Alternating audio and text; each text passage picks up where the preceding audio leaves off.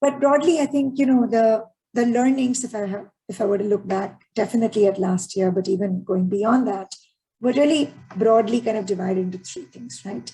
Before last year, when I attended conferences, and I'm sure all of you have been a part of those, everyone talked about how collaboration was a nice to do. And for us, last year, it became a must do.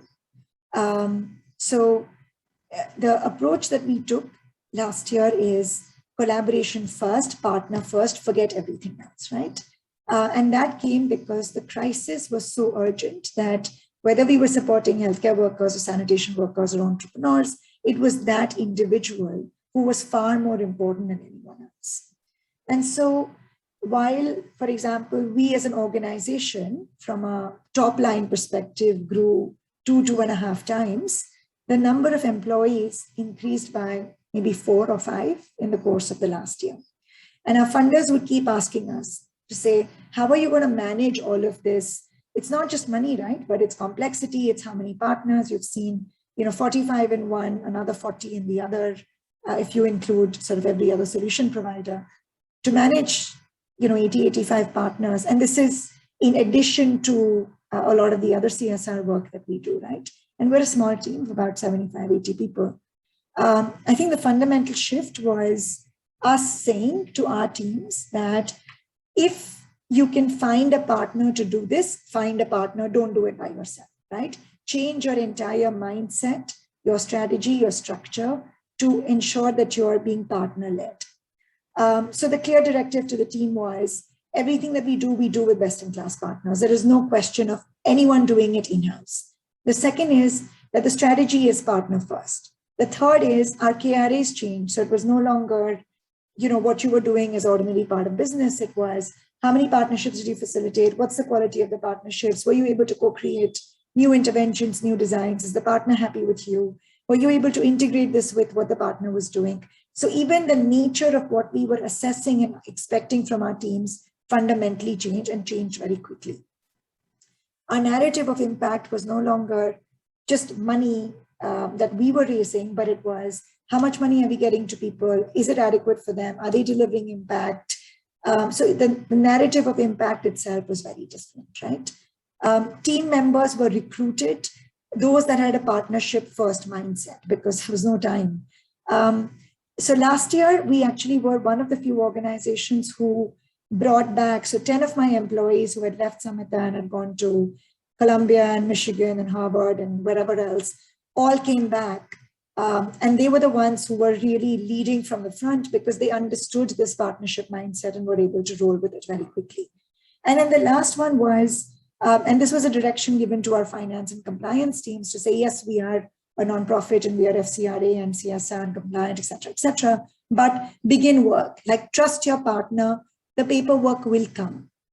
Because that's what our funders and our corporates did with us, right? And we needed to have the same level of trust and confidence in each of our partners. So nothing stopped.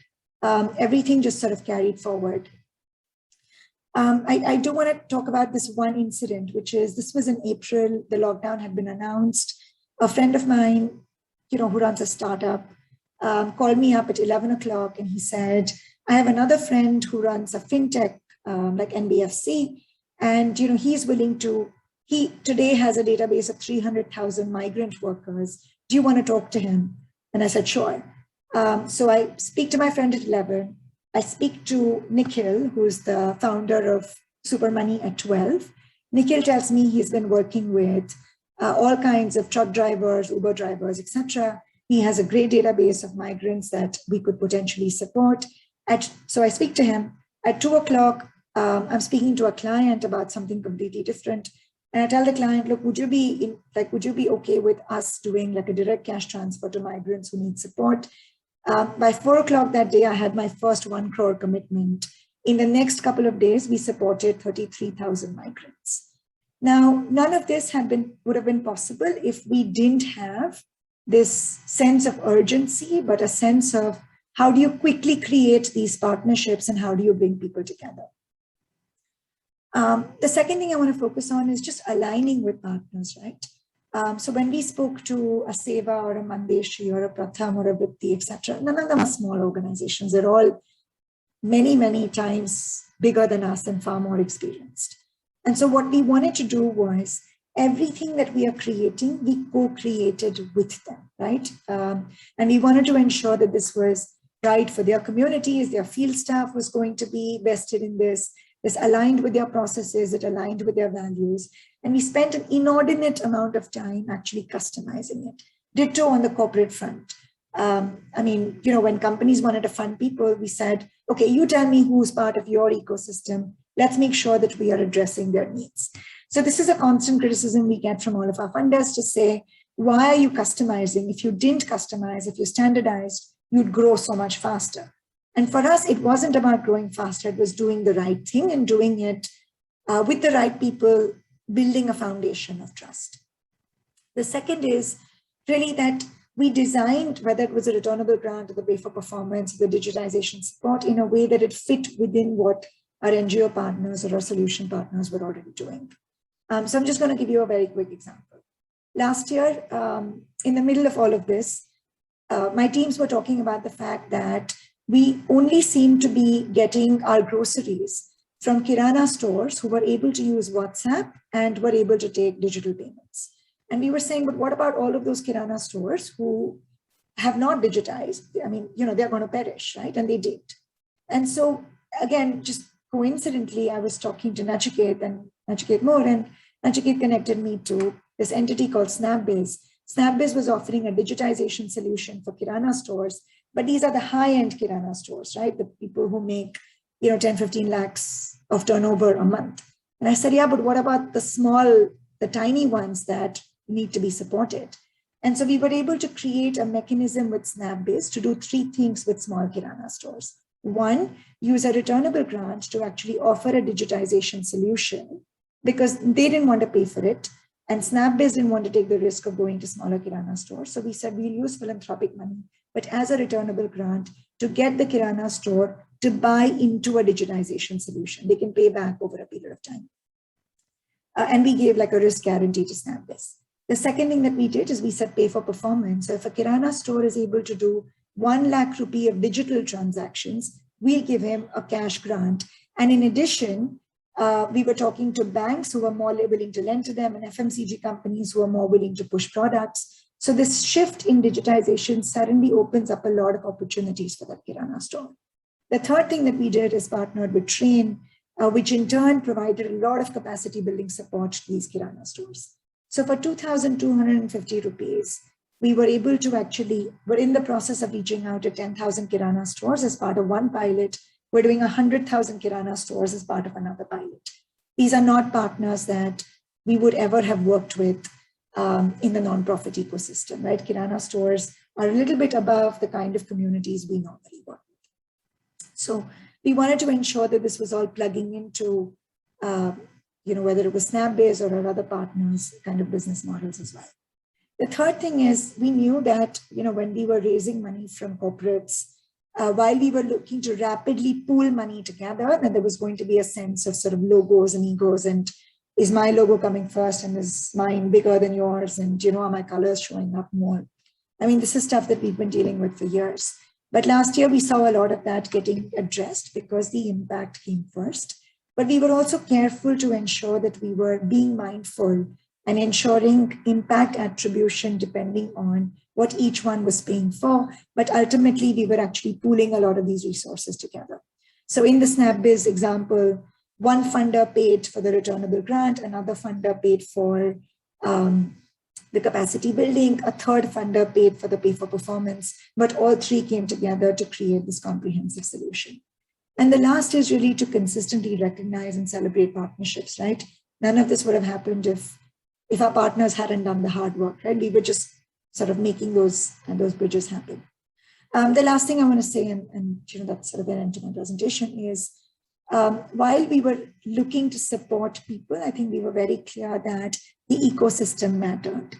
And ultimately, it was about responding to people, not just here and now, and supporting recovery, but also building resilience and growth. So the reason we're doing 110,000 Kirana stores is because then it's a large enough number to have some sort of a policy recommendation.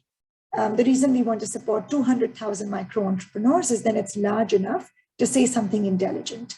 The reason we want to support 500,000 sanitation workers is, it's a large enough number, right?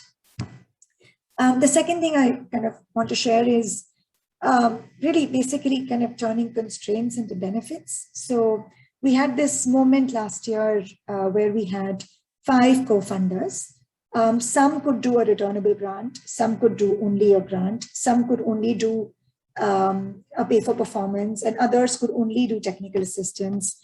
And I remember walking out of the funder meeting with my team saying, there is no way that we're going to be able to align everyone. And I said, why align? Like, there's no reason why everyone should be doing returnable grants. So what emerged was the blended finance continuum slide that you saw earlier, where a funder was able to start with grants. We were able to graduate people to returnable grants. We were then able to take them to this low cost credit. So in some sense, we didn't want every funder to do the same thing, but we just stacked them up in a linear way so that we were able to get this nice continuum of financing going. And that's, turned out to be so well, right? So again, sort of turning what could have bogged down a lot of people into some sort of an opportunity that actually help the ecosystem. I talked about the unlikely partners. A whole bunch of our partners right now are unicorns like PharmEasy, or large tech companies like Snapbiz or MSwipe, or NBFC companies like Supermoney or Avanti. But also very, very tiny nonprofits, right? And we said, look, whoever can reach people is who we bring together, right? So I think just the removing of any kind of barriers to say, we will work with everyone. The other thing we did is we raised money for everyone. And we said, this is not about raising money only for us. We raised money for our technical assistance partners, our NGO partners, our MEL partners, our knowledge partners, our PR firm, because we said, if you want to shift something at an ecosystem level, everyone needs to have skin in the game, and everyone at a time of great kind of resource constraint needs to see concrete benefits that they experience on a day-to-day basis. The success is attributed to everyone, but we take responsibility for failure, right? So from our funders' perspective, they hold us accountable, and we need to do our very best to try and take as much stress out of the challenges that our NGO partners are facing. And really the last point is that, we've spent the year kind of building in relationships, building in capacities and monitoring, evaluation, learning, and building campaigns. And until this year, we've never really had the money or the resources to do it. But the fact that we've been able to build these alliances has enabled us to contribute to the building blocks of the ecosystem, unlike ever before. So let me just pause there. I've said a lot.